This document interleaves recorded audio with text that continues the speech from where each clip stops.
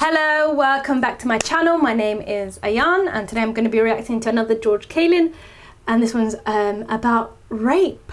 I don't know what he's going to say about that one. I like George Carlin. I've watched quite a lot of videos now about him with his stand-up. I really like him. Oh, some people don't like you to talk like that. Oh, some people would like to shut you up for saying those things. You know that. Lots of people, lots of groups in this country want to tell you how to talk, tell you what you can't talk about. Well, sometimes they'll say, well, you can talk about something, but you can't joke about it. Say you can't joke about something because it's not funny. Comedians run into that shit all the time. Like rape, they'll say, you can't joke about rape. Rape's not funny. I say, fuck you, I think it's hilarious. How do you like that? I can prove to you that rape is funny. Picture Porky Pig raping Elmer Fudd. See, hey, why do you think they call him Porky, huh? I know what you're gonna say. Elmer was asking for it. Elmer was coming on to Porky. Porky couldn't help himself. He got a hard on. He got horny. He lost control. He went out of his mind. A lot of men talk like that. A lot of men think that way. They think it's the woman's fault. They like to blame the rape on the woman. Say, hey, she had it coming. She was wearing a short skirt. These guys think women ought to go to prison for being cock teasers. Don't seem fair to me. Don't seem right. But you can joke about it. I believe you can joke about anything. It all depends on how you construct the joke. What the exaggeration is. Yeah. What the exaggeration is.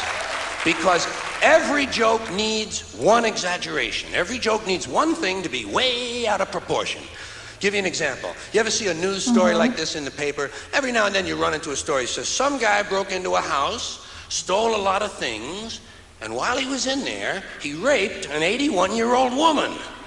And I'm thinking to myself, why? What the fuck kind of a social life does this guy have? Yes. I want to say, why did you do that? Well, she was coming on to me. Oh, like how does an 81... We were dancing and I got horny.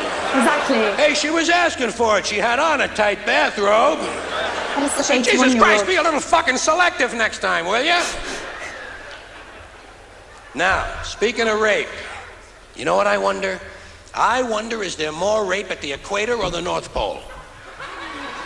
These are the kind of things I think about when I'm sitting home alone and the power goes out.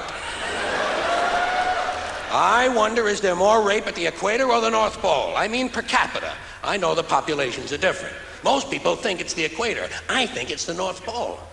People think it's the equator because it's hot down there. They don't wear a lot of clothing. Guys can see women's tits. They get horny and there's a lot of fucking going on. That's exactly why there's less rape at the equator, because there's a lot of fucking going on. You can tell there's a lot of fucking at the equator. Take a look at the population figures. Billions of people live near the equator. How many Eskimos we got? 30? 35? No one's getting laid at the North Pole. It's too fucking cold. Guys say to their wives, hey, tonight, honey, huh? Tonight, huh? Are you crazy? The wind chill factor is 300 below. These guys are deprived, they're horny, they're pent up. Every now and then, they bust out, they gotta rape somebody. Now, the biggest problem an Eskimo rapist has... An Eskimo rapist. Trying to get wet leather leggings off a woman who's kicking. Did you ever try to get leather pants off of someone who doesn't want to take them off? You would lose your heart on in the process. Up at the North Pole, your dick would shrivel up like a stack of dimes.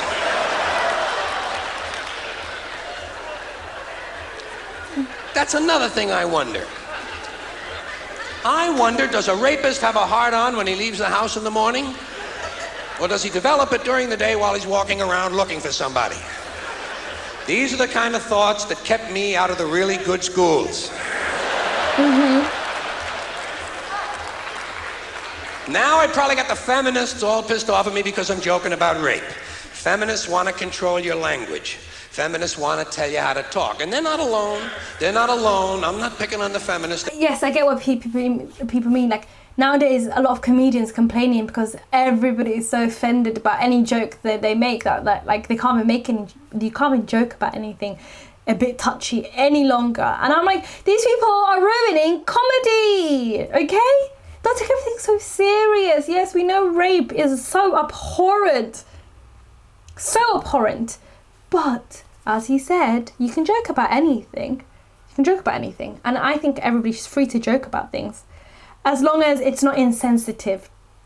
as long as it's not insensitive. So people just, I feel like, just ruining comedy and humour. Control your language. Feminists want to tell you how to talk, and they're not alone. They're not alone. I'm not picking on the feminists. They got a lot of company in this country. There's a lot of groups, a lot of institutions in this country want to control your language, tell you what you can say and what you can't say. Government wants to tell you some things you can't say because they're against the law, or you can't say this because it's against the regulation, or here's something you can't say because it's a secret. You can't tell him that because he's not cleared to know that. Government wants to control information and control language because that's the way you control thought. And basically that's the game they're in. Same with religion. Religion is nothing but mind control. Religion is just trying to control your mind, control your thoughts. So they're going to tell you some things you shouldn't say because they're sins. And besides telling you things you shouldn't say, religion's going to suggest to you some things you ought to be saying. Here's something you ought to say first thing when you wake up in the morning. Here's something you ought to say just before you go to sleep at night. Here's something we always say on the third Wednesday in April after the first full moon in spring at 4 o'clock when the bells ring. Religion is always suggesting things you ought to be saying. Same with political groups of all kinds. Political activists, anti-bias groups, special interest groups are going to suggest the correct political vocabulary, the way you ought to be saying things, and that's where the feminists come in. Now, as I said, I got nothing against the feminists. In fact, I happen to agree with most of the feminist philosophy I have read. I agree, for instance, that for the most part, men are vain, ignorant, greedy, brutal assholes who've just about ruined this planet, who've just about ruined this planet because they're afraid someone might have a bigger dick out there somewhere. Men are basically insecure about the size of their dicks, and so they go to war over it. You don't have to be a political scientist or a history major to see the bigger dick foreign policy theory at work. It goes something like this. What? They have bigger dicks? Bomb them! And of course, the bombs and the bullets and the rockets are all shaped like dicks. I don't understand that part of it, but it is part of the equation. So I agree with that abstract, that males have pushed a technology that just about has this planet in a stranglehold. Mother Earth, raped again. Guess who? Hey, she was asking for it. I also happen to like it when feminists attack these fat-ass housewives who think there's nothing more to life than sitting home on the telephone, drinking coffee, watching TV, and pumping out a baby every 9 months.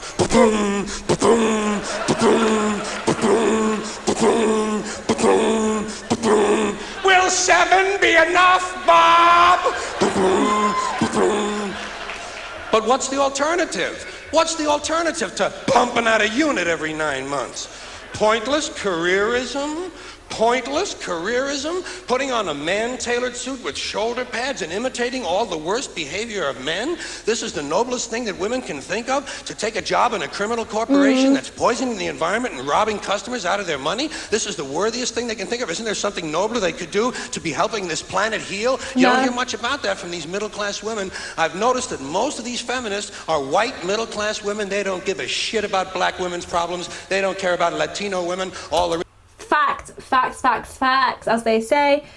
Modern feminism, it was only made for white middle-class women, not even poor white women, because all of the issues that they try fight for really do not affect. It doesn't really help. I don't care about, for example, women are forced to shave, or they want to grow hair and they're growing hair. I don't care. Shave your legs, don't shave your legs.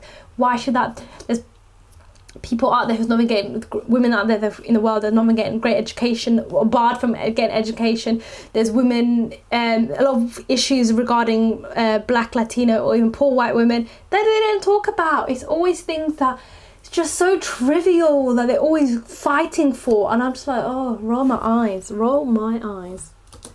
Interested in is their own reproductive freedom and their pocketbooks. But when it comes to changing the language, I think they make some good points. Because we do think in language. And so the quality of our thoughts and ideas can only be as good as the quality of our language. So maybe some of this patriarchal shit ought to go away. I think spokesman ought to be spokesperson. I think chairman ought to be chairperson. I think mankind ought to be humankind. But they take it too far. They take themselves too seriously. They exaggerate exaggerate. They want me to call that thing in the street a person They hole take it cover. I think that's serious. taking it a little bit too far. What would you call a ladies' man? A person's Hole person? cover. That would make a he-man an it person. Little kids would be afraid of the boogie person. They'd look up in the sky and see the person in the moon. Guys would say, come back here and fight like a person, and we'd all sing for It's a Jolly Good Person. That's the kind of thing you would hear on Late Night with David Letterperson. You know what I mean?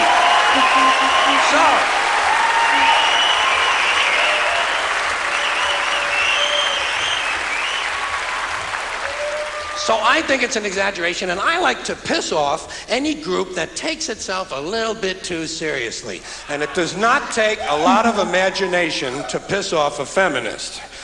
All you gotta do is run into Now Headquarters or Ms. Magazine and say, hey, which one of you cute little cupcakes wants to come home and cook me a nice meal and give me a blowjob?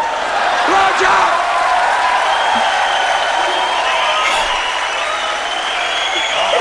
Don't get angry, I guess. Oh, that pisses them off. You want to piss off a feminist? Call her a cum catcher. That'll get her attention. Ah, don't act disgusted. Don't act disgusted. Half of you are going to go home and go down on each other tonight, remember? If you're willing to swallow cum, let's not make believe something I said was disgusting, okay? Huh? Oh my God. Yes, I get people who are trying to control people's languages and what they can joke about, what can they say. It's just taking it too hard. It takes the enjoyment out of life. It's just really annoying, okay? Really, really annoys me. Because I can't be bothered. But like you said, the manhole cover, they want to be a person hole cover. Who cares? Who actually cares? Who actually cares? If we start calling a person hole cover, is it going to change anything? Is it going to make my life better? No. I feel like there's just some extreme feminists that just take everything so far, and I think that's what people always latch onto, is those people, and they take their views as the overall, like, oh, this is what feminists thinks. No. I don't like people who take themselves too seriously. Never take myself seriously. Say anything about me, I don't care. You can.